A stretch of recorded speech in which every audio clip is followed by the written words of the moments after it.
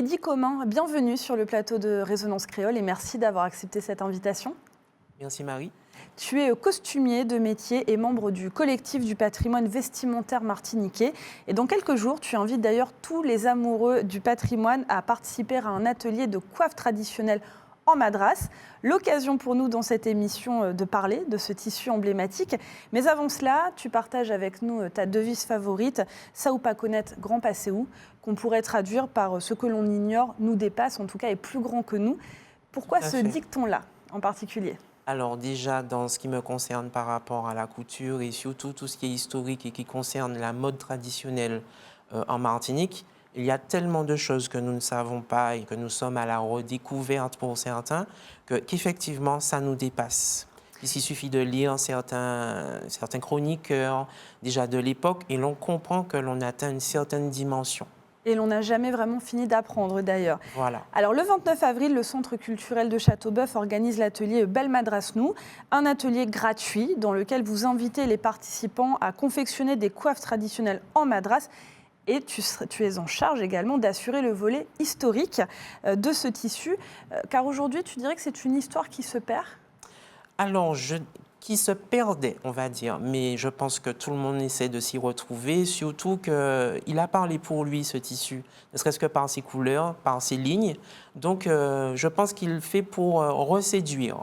Alors bien sûr, tu apprends donc aux participants à quoi correspondent chaque pointe qu'on retrouve dans les coiffes traditionnelles, voilà. Comment nouer une chaudière simple ou une chaudière calandée. Voilà, exactement. À la fois, et donc, montrer différentes techniques. C'est ça, donc à la fois donc, ce que les femmes portaient dans leur vie de tous les jours, mais ce qu'on portait aussi également pour les cérémonies. Pour se réapproprier le madras, ça sous-entend de choisir la version traditionnelle et non revisitée. Ça, c'est ce que tu m'as dit. Alors justement, quels sont les codes de la version traditionnelle ? Alors la version traditionnelle, déjà, quand on va choisir son carré pour le madras, on fera en fonction de la robe et non du foulard, puisque le foulard doit transmettre un autre message puisqu'il aura une autre couleur. Le foulard qui était porté sur les épaules. Exactement. Donc déjà pour la tenue ordinaire. Et bien sûr, ce sera un autre choix pour la tenue de cérémonie, puisqu'elle sera parée de jaune, pour rappeler le jaune de chrome d'autrefois que nous ne servons plus parce qu'il est réputé pour être toxique, comme il s'agit de l'oxyde de plomb, mais avec une peinture textile, maintenant nous arrivons très bien à voir ce que ça donnait autrefois, à reproduire. Donc du coup, déjà ce choix, puisqu'il faut choisir un madras particulier qui puisse permettre l'ajout de peinture et qui soit assez démonstratif. Et donc, vous avez déjà ce choix-là. Et puis, en fonction du teint de la dame, déjà du teint de sa carnation, donc pour pouvoir choisir le madras qui lui siera le mieux. En sachant qu'à l'époque, les femmes ne sortaient jamais tête nue. Toutes les femmes avaient la tête attachée. Toutes les femmes avaient enfin, au moins, elles avaient quelque chose sur la tête. Soit un chapeau, pour celles qui étaient beaucoup plus nanties, qui ne suivaient pas la mode créole, ou bien elles avaient toujours la tête nouée, de façon... le plus en fonction de la tenue, bien sûr. Alors, sur les photos et les cartes postales anciennes, on a tendance à avoir davantage de carreaux sur les grandes robes que finalement de madras. Car en fait, à l'époque, il fallait beaucoup de moyens aussi pour avoir une robe intégralement faite en madras. Tu dirais que c'était aussi un signe extérieur de richesse ? Alors oui, c'était un signe extérieur de richesse, puisqu'il était déjà porté, effectivement, on va dire, par les colons, en cravate ou justement en parure de tête. Ce n'était pas uniquement les femmes antillaises. Voilà, ce n'était pas uniquement les femmes antillaises ou plutôt de couleur. Ce n'était pas uniquement elles, puisque c'est une marchandise qui a fait l'objet d'un commerce et d'un trafic. Et qui n'est pas originaire d'ici d'ailleurs, rappelons-le. Voilà, qui n'est pas originaire de Martinique.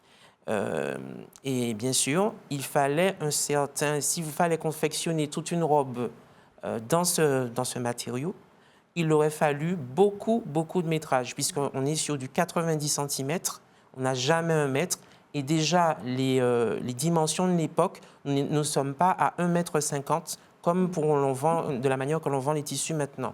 Donc il en aurait fallu beaucoup, si bien que l'on parle de 10 mètres de tissu pour pouvoir confectionner une robe, en sachant que la hauteur de ce tissu est en 90 cm. Ouais. Et on peut dire aussi qu'il y avait un véritable rituel dans l'art de se nouer la tête aussi à l'époque. Et c'était aussi empreint de beaucoup de pudeur. C'est-à-dire c'était un geste qu'on faisait dans l'intimité.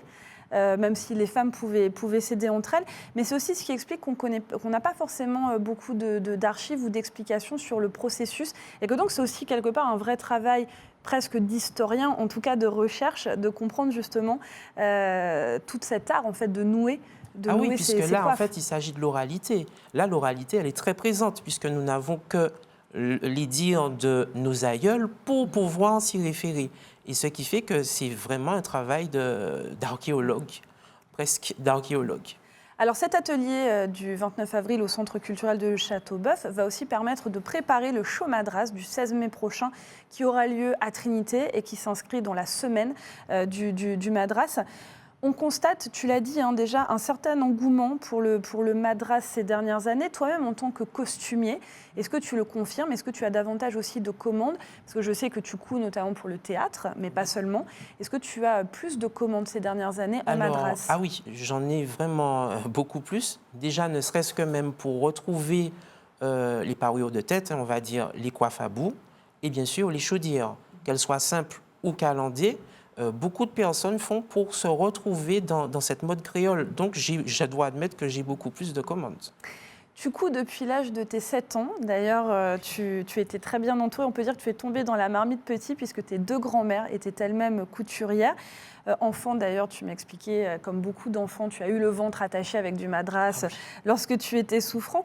Qu'est-ce qui te fascine autant et particulièrement dans ce tissu qui fait aujourd'hui partie intégrante de ton travail? Alors, je dirais déjà sa solidité, son côté attractif et chatoyant, parce qu'au niveau des couleurs, il est particulier, bien qu'à l'époque, les gens le trouvaient un peu terne, mais il a, je ne sais pas, il a quelque chose qui fait que, comme une marotte, on le retient et on prend plaisir à ne serait-ce que le toucher, l'humer, parce qu'il avait une odeur particulière. Et il a une odeur particulière parce que malgré les lavages, l'odeur ne part pas. Tu m'as dit une odeur d'épices. Quand tu étais enfant, c'est ça qui te frappait? Oui, c'est ce qui frappait, c'était l'odeur d'épices. Donc, quel que soit, je ne sais pas ce que l'on avait forcément mis ou ce qu'il avait pu contenir, voilà. Mais il y avait une odeur d'épices qui était assez caractéristique. Et le madras et les hommes, où en sommes-nous? Parce que c'est vrai qu'on retrouve peu de madras pour le coup dans le vestiaire masculin, même à l'époque et encore plus maintenant. Oui, c'est vrai. Donc, je pense qu'il fera son petit bonhomme de chemin. Je pense que, puisque je dois dire que je vois quand même des hommes intégrer le fameux atelier, ne serait-ce que pour accompagner maman ou pour accompagner sa sœur. Oui, on peut dire, messieurs, vous n'êtes pas exclus de l'atelier du 29 avril. Ils ne sont pas exclus. D'ailleurs, il y en a quand même beaucoup et qui, justement, se prêtent facilement au jeu et font les mannequins d'un soir, quoi. Pourquoi c'est important, selon toi, justement, de défendre cet héritage-là et donc de retrouver, justement, tous ces us et coutumes qu'on avait un peu perdus, mais qui reviennent au goût du jour? Alors, selon moi, c'est important puisque, bon, déjà, le fait de la tête, qui pour nous, en tant qu'afro-descendants, c'est quelque chose de très important, et de voir que nous avons su nous valoriser, puisque c'était quand même quelque chose qui a fait que l'on s'est ressenti le fait du port de tête et de savoir ce que l'on mettait sur sa tête. Et à mon avis, le madras, il est entré, il a permis de faire que l'on puisse se sentir valorisé. Donc tu es optimiste pour sa longévité? Oui, entièrement. On reste dans l'univers du traditionnel puisque tu as choisi de mettre à l'honneur l'artiste peintre trinidadien Michel-Jean Casabon. Qu'est-ce que tu... Alors, il a peint notamment justement des femmes de son pays à une époque similaire à l'âge flamboyant du madras chez nous. Qu'est-ce qui te plaît particulièrement dans son travail et en quoi t'inspire-t-il? Alors déjà, dans, on va dire, le nombre de détails qu'il met justement dans la mise vestimentaire de ces sujets qui sont les femmes, notamment beaucoup de martiniquaises, avec beaucoup de coiffes. On voit le travail fait sur les lignes du madras. Et en plus, il relate toutes nos tenues, et surtout celle qui, on va dire, a le plus décrit la martiniquaise, la tenue jupe-chemise. Voilà. Donc on rappelle que pour en découvrir davantage sur le madras et son histoire, ce sera dans un premier temps le 29 avril au Centre culturel de Châteaubœuf avec l'atelier coiffe traditionnelle. Et ensuite le 16 mai prochain sur la place Joyeuse à Trinité, des exposants, des défilés de mode. Mais ça s'inscrit dans une semaine plus vaste. Tout à fait. J'ai envie de te demander, si on ne monte pas à Trinité, mais qu'on a quand même envie de saluer cette semaine dédiée au madras, qu'est-ce qu'il faut faire? Une petite touche dans la tenue? Alors, une petite touche. ou la tenue, parce que je sais que les dames en ont.